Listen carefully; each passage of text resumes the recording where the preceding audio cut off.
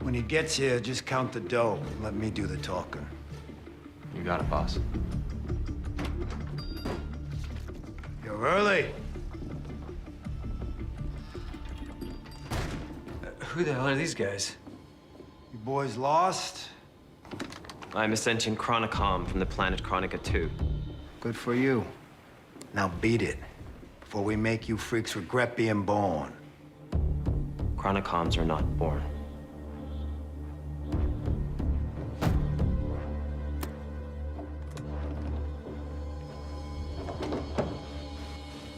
Warning you. Last chance, pal. Take 'em, boys!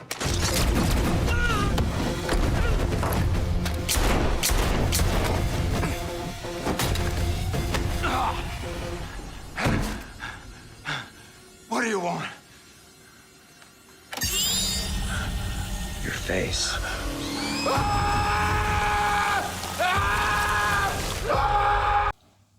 Hey guys, great episode, Agents of S.H.I.E.L.D. Season 7, Episode 3. And so let's talk about it. One of the things that I was concerned about in Episode 2 was whether Agent Simmons from the future, or we really don't know what timeline she's from because she hasn't indicated as such. All we know is that her and Fitz have worked this whole time and case to chase the Chronicons through time to ensure that they don't destroy the resurgence or the birth of S.H.I.E.L.D. So with Simmons that we're currently seeing at the moment, we really don't know. She's an aged Simmons. She's someone who's from the future. We don't know how far it is that she's from in the future. In terms of her actual age and her demeanor, I actually think that she's an LMD, but that is dispersed in this episode. You know, something happens, an EMP goes off and we see the Chronicons go down, we see Coulson go down, but Simmons doesn't. So that confirms to us that this is the real Agent Simmons. The one thing that concerned me is when the Shrieks are at the end of Season 6 attacked Agent May. It affected her in more ways than we thought. Obviously, it killed her, and then she's been revived and brought back to life now. But the one thing that we've seen is that it's affected her in different ways. So she looks like someone who's going through bloodlust. She's got no emotion whatsoever. In this episode, we see her thrown into the mix of a fight. It's strange that no one's actually talking about this, or it's strange that no one's picking it up. They all realize there's something wrong with Agent May, but everyone's just getting on with it and saying, oh, well, you know, it's Agent May. She's no nonsense. She's the cavalry. Let's just get her to do what she wants to do, what she needs to do. But I think we need to take it further than that, because obviously she was affected by the Shrieks, and then she had in the fight against Azel, where she was killed.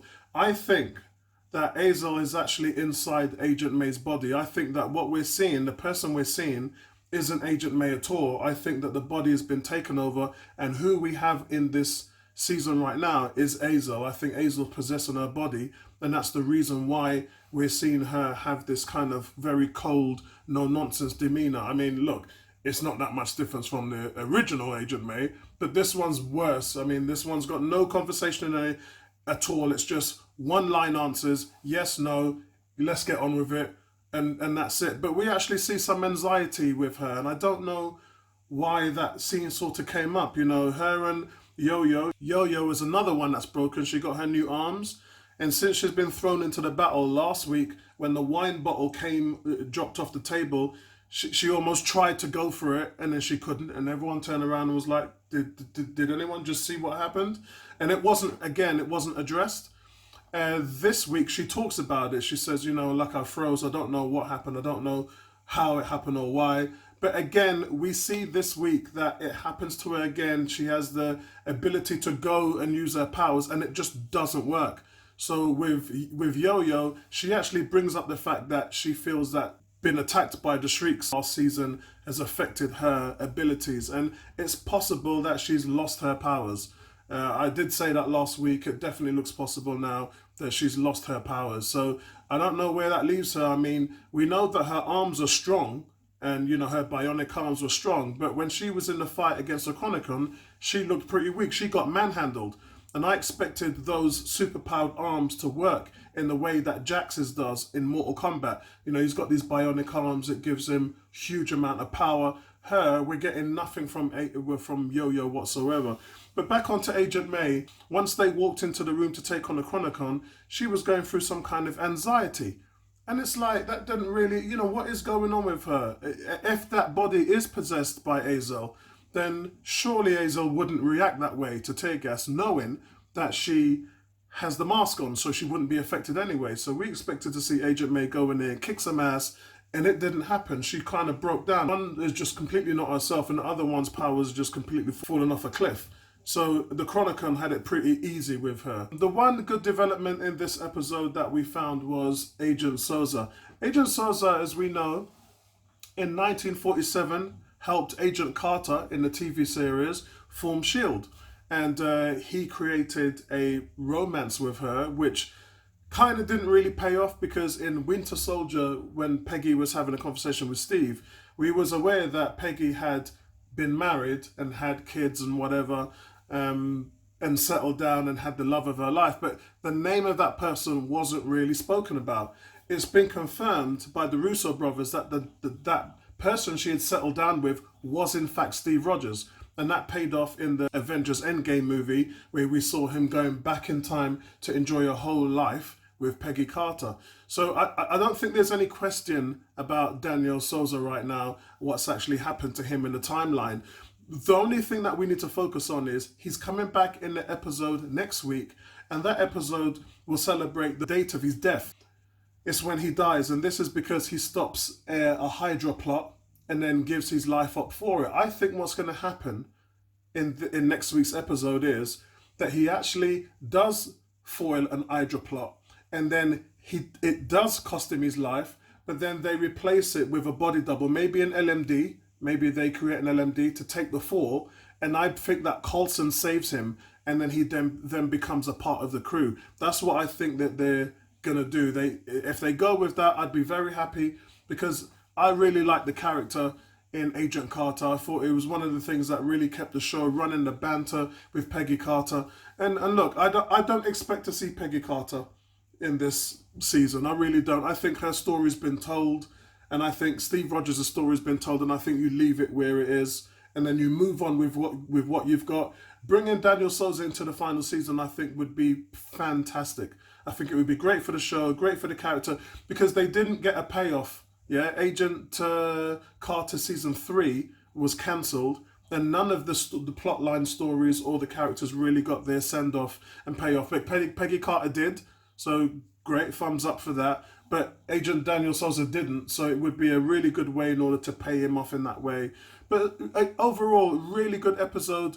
Time traveling thing, I think, is actually worked way better than when they was on the moon, which I just think season 5 was a real waste and throwdown. And obviously having Sarge Coulson coming back in season 6, I thought it had its parts, but it didn't really pay off. And obviously with what's been happening with Fitz, where he died, and then they had to go back to find the Fitz who was floating in space for 70 odd years. I think all of that still hasn't paid off. There's only 13 episodes this season, not 22. So you're really condensed in what you can do story-wise. 3 episodes are gone, 10 episodes are left, and we're kind of in a situation where everything's going to feel like it's crammed in and shoehorned in just for the sake of plot device. And that's not a good place. I think ABC probably could have done a bit better by making this 15 or 16 episodes and fleshing out the storyline and fleshing out the characters a little bit more. But overall, really enjoyable episode. And, you know, it's one of those things where we're going to be moving up the timeline. They did say the amount of energy that it would take the Chronicons to go back in time would be way too much. So Simmons explained that we're just going to be moving back into the normal timeline incrementally. But that's it really, guys. I just wanted to cover off that. With Daniel Sousa, and it's really good to have him on the show. And I think next week what's probably going to happen is we are going to just lose him and go through his natural death, where he did die on that day, or he's going to become an additional member of the team, an ongoing cast member, which I think would work better for the show. And that's it, guys. Listen, let's have a look and see what happens next week, and then we'll actually catch up with what's going on in Stargirl as well. Speak to you guys later, man. Peace out. I hope you're enjoying the show, man. All right, nice.